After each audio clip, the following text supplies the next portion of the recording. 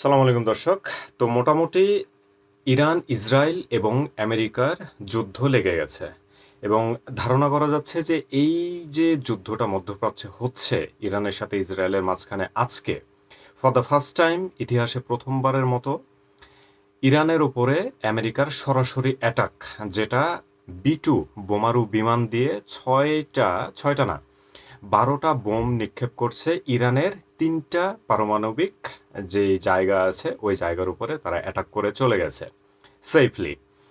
তো এইটার উপরে ডিপেন্ড করে বলা যেতেই পারে যে এই যে যুদ্ধটা শুরু হয়েছিল আজ থেকে 10-12 দিন আগে, এই যুদ্ধটা সচরাচরভাবে যেভাবে থেমে যাওয়ার কথা সেটা এখন আর থামার থামার আর কোনো প্রশ্নের মধ্যে নাই এই জিনিসটা, কারণ আমেরিকা ইন্টারফেয়ার করে ফেলছে।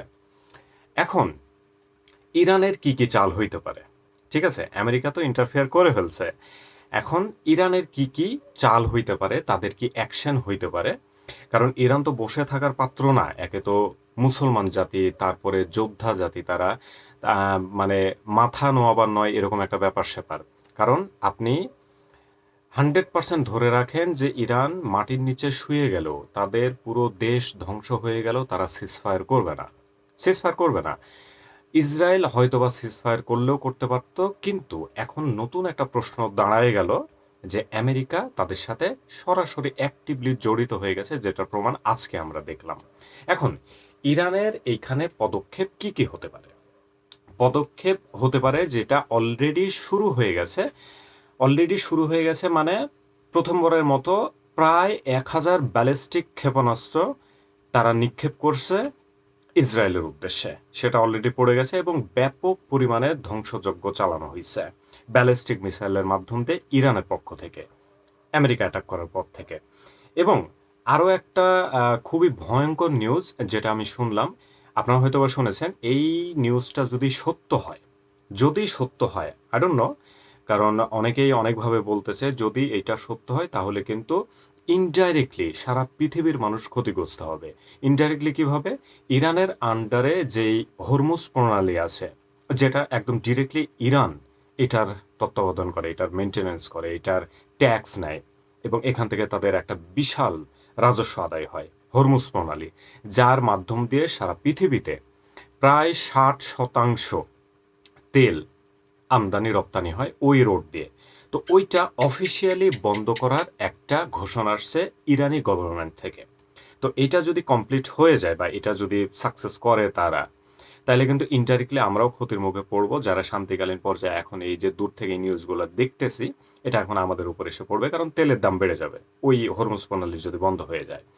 এটা দুইটা, সরি, একটা তো ব্যালিস্টিক মিসাইল, তারপরে হাইপারসনিক, এইগুলো তো রেডি করতেছে, 1000 ছুড়লো, তারপরে হরমুজ প্রণালী বন্ধ করার একটা কথা আসছে, এটা যদি কমপ্লিট হয় তাহলে 2টা অ্যাকশন হলো।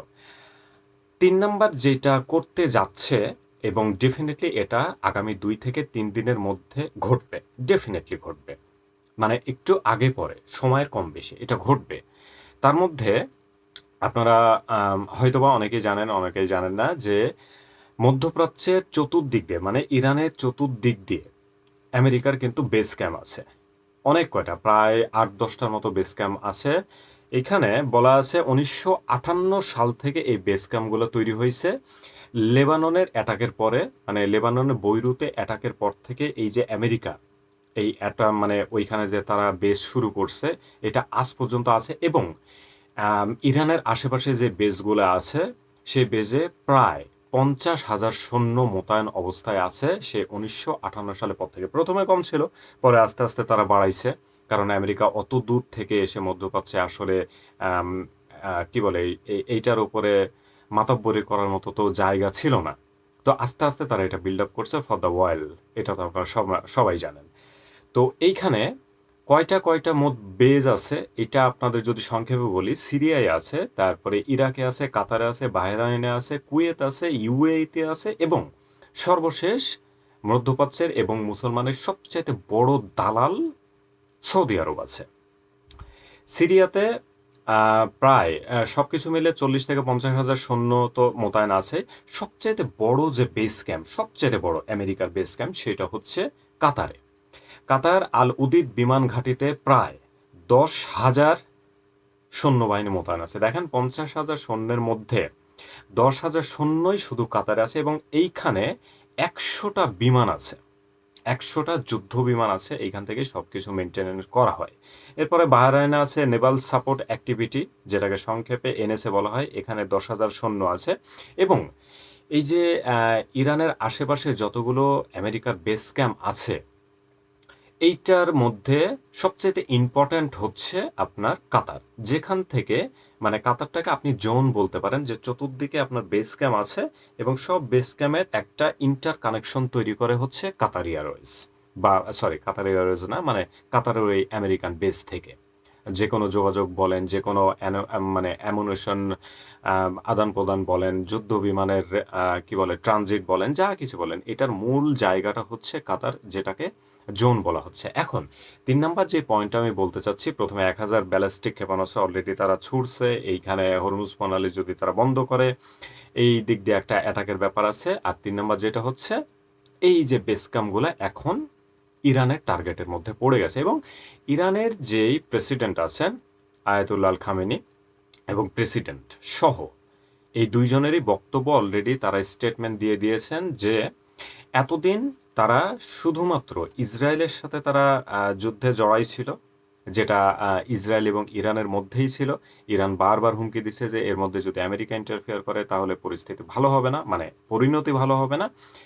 এখন অ্যাটাক করার পরে তারা সরাসরি স্টেটমেন্ট দিয়ে দিয়েছে যে মধ্যপ্রাচ্যে যতগুলো আমেরিকান বেজ আছে অথবা আমেরিকান আছে, তাদের উপরে অ্যাটাক করা এখন বৈধ হয়ে গেছে। সুতরাং আমরা শুনতে যাচ্ছি অথবা দেখতে যাচ্ছি আগামী 2 থেকে 3 দিনের মধ্যে অথবা কালকেই, এখন তো রাত প্রায় 2:30 বাজে, আগামীকালকে হয়তোবা এই অ্যাটাকগুলো শুরু হয়ে যাবে। কারণ ইরান একটা মুসলমান জাতি এবং তারা কখনোই সিজফায়ার করবে না। সুতরাং তারা তাদের শেষ নিঃশ্বাস পর্যন্ত, তাদের শেষ ব্যালিস্টিক ক্ষেপণাস্ত্র পর্যন্ত তারা লড়ে যাবে।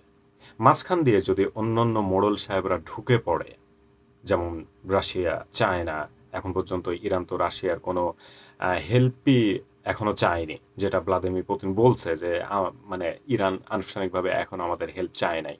তো তাদের কাছে যদি হেল্প চায় এবং তারাও যদি ইন্টারফেয়ার করে লাইক আমেরিকা, তাহলে পরিস্থিতি খুব একটা ভালোর দিকে আগাচ্ছে না বর্তমান বিশ্ব।